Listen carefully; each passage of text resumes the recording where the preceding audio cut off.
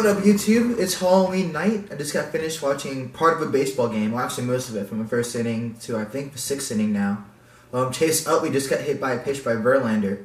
And Chris Taylor, the center fielder for the Dodgers, isn't bunting with first and second, no one out. So the game pissed me off. I went downstairs to go record this video. I'm sipping on my Devil's Backbone Pumpkin Hunter. It's the last of the season for pumpkin beer. It starts to turn to winter beer starting early November. Early November-ish, so I'm trying to kill these last couple bottles of beer before I switch my seasons up. Anyway, the clips you're about to see are from my monthly recovery. I do the highest setting of cryotherapy, which is liquid nitrogen, or not liquid nitrogen. I guess it is liquid nitrogen pumped at you. The temperature in the tank reaches a negative 180 degrees Fahrenheit. And you stand there for 3 minutes, and it facilitates healing. Afterward, I do some Normatec boot massage stuff. It sort of like a machine massage for your legs and for your arms. I couldn't get a good video of an arm massage because I couldn't hold a phone because my hands are covered by the boot thingamajigs. But anyway, I hope you enjoy some of the content. Christiane and Tim from RxR3 are going to talk to you guys about just how this stuff works, a little bit more of a science behind it than I went into, and hopefully you'll learn something.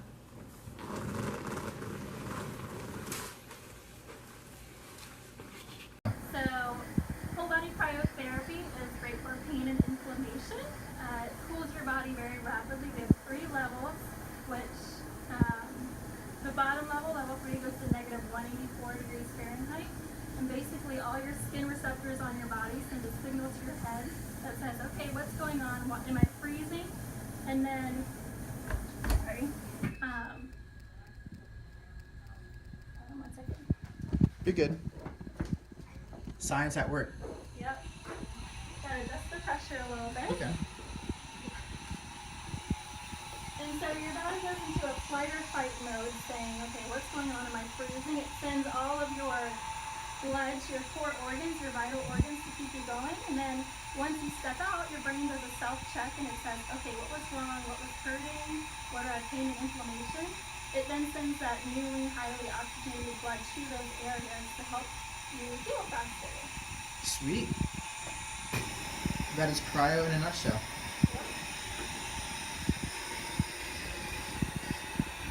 We need to darken the room now too. That is awesome. Yep. And then it's got the cool blue light in it too. Oh, awesome. Ready to go? Yep. Videoing? Yep. Can I sit down? Yeah, of course. Of course. Sure. Come on over. Are you sure I can sit down? Yeah. All right. It's your building. Well, I didn't know the angle on the camera. No, you're good. So, the number one goal for all the therapies that we do here is increased circulation. Blood gets our support system going from just getting lactic acid out of the body. Mm-hmm. So whether it be pre-exercise, between events, or after exercise or after events, what we want to do is get any adhesions, any lack of circulation back through the body. Mm-hmm.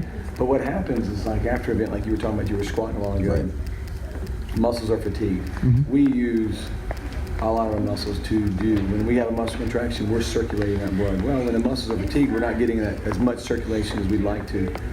So with compression, Normatec has a patented compression and release from the hips, from the feet, all the way back up, all the way up through the hips. Okay. So what we're doing is just the number one goal is we're going to increase circulation, get, not that there's such thing as bad blood, but there's oxygen-rich blood that we want to get back into the muscle to increase the overall circulation and support in the system. And the fact that you did cryo before this, the more exposure you have to cold, the greater the mitochondria is going to be into the muscle cell. Mm-hmm. The higher intensity of a mitochondria have in a muscle cell, the greater the oxygen is going to be there. If we start using oxygen for energy, that's a game changer, particularly for aerobic athletes. Okay. Now, I powerlift. Like, I lift heavy weights competitively. How would this help someone who does a lot of heavy lifting? So there again, I mean, when we have the fatigue of the circulatory system, so that's our muscles. Our muscles, as we contract, we're pushing things through. Obviously, our heart rate, blood pressure is going to push that through. But we use a lot of our muscles. Every time we walk, we're circulating blood. When those muscles are fatigued, we're not getting that same circulation that I like to. But number one, too, is when you break that muscle down, you have an increase in lactic acid. If I'm allowed to get that lactic acid back through the circulatory system to remove that waste, that byproduct of breaking down muscles, that's going to reduce delayed onset muscle soreness. Okay. So typically guys after like 36 to sometimes even 48 hours, they'll have an increase or more intense of soreness. If we take not only this but also the whole body vibration and move that around and then squeeze it or push that through just like a massage therapist would, but now we have one entire hand pushing that through the body. Right. So we're going to decrease the amount of time it takes for us to recover. Okay. We decrease that time, we're able to get back on the mat, back on the field, or back on the weights a little faster. And it's like I mentioned something to somebody this morning. I said, listen, if I lubricate a wheel and I get 5 more rotations or repetitions a minute, at the end of an hour, I've got a significant amount of increase.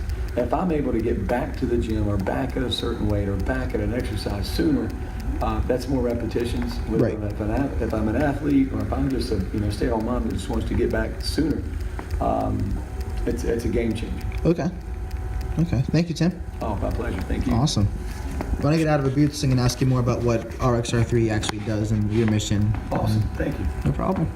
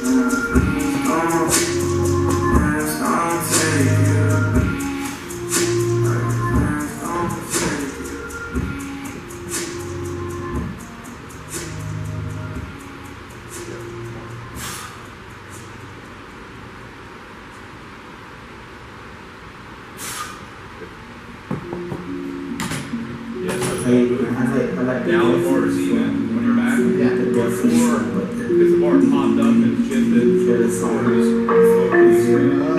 Not a lot. It's just enough. And the first rep when the bar was more over to the right, you came down. My word is hard as fuck. My life is hard enough. They not rewarding us. They disregarding us. And if I go to DC, I'm trying to. We ready then, now we ready now, yeah. I get love in the city, I'm the plug in my city. I'm the one in my city, all my real ones with me. I get love in the city, I get love in the city. I get love in the city, I'm the plug in my city. I get love in the city, I'm the plug in my city. I'm the one in my city, all the bad ones with me. I get love in the city, I get love in the city.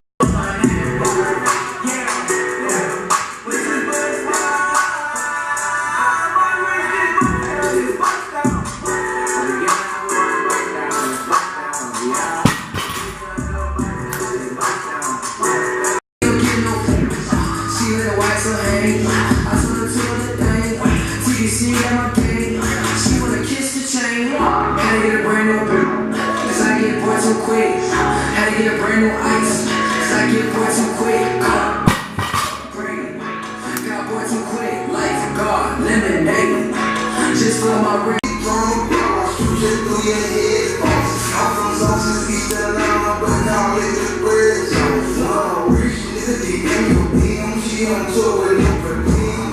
I'm special, big or slim. Came with CEO foundation people. Almost.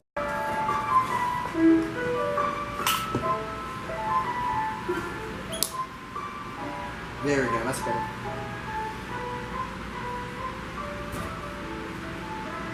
Yep, better.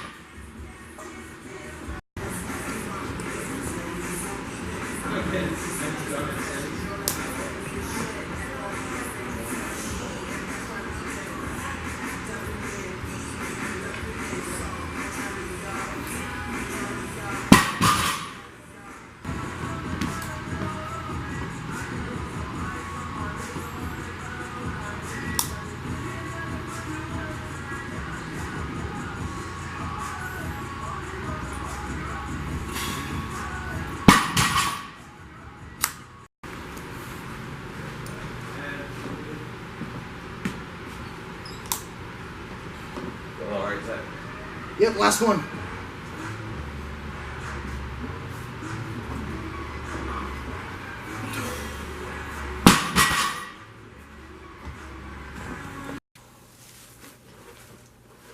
Alright, so a few notes about today's training. Today I did 4x2 with 285 pounds with a speed squat. And I also did a set of 15x1 with a conventional deadlift. I went home earlier this afternoon and did abs and the step downs I'm supposed to do. I don't have those on film for y'all because they're kind of boring to watch. But I'm going to talk to you guys a little bit about my deadlift. So I did 395 pounds today for 15 sets of 1. And being real, I was not really happy with today's session overall. I feel like I wasn't respecting the weight the way I should have. 395 is extremely easy for me. It's around 75% of my training max, which is lower than my actual max because we're trying to undershoot and recover from what I can do. Honestly, I wasn't treating every rep like it was a max rep, and it showed with some of my form breakdowns. You'll see my back rounded a little too much in the clips. You saw a little bit of my hips shooting up because I wasn't getting tight enough at the bottom, and I lost my positioning with my feet. And I just wasn't overall focused on the lift at hand. I was more messing around with the other trainers and just on my phone too much. These are things that are easily correctable. Deadlifting for me is an art and it's a science. And a big takeaway lesson for you, people watching this video, is just respect the weight that you're doing. Luckily, these kind of things can lead to injury.